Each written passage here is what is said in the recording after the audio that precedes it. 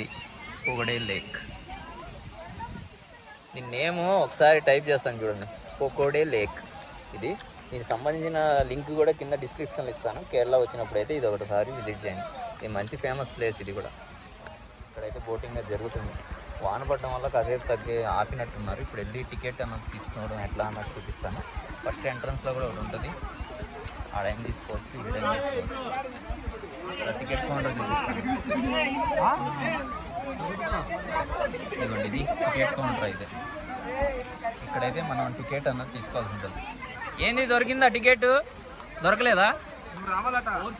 ఎంత అంట? టైమింగ్ చూస్తున్నట్లయితే 9 AM to 5 PM. ఏంటి 450 పెద్దదా? 2 సీటర్గా 250. GST కూడానా?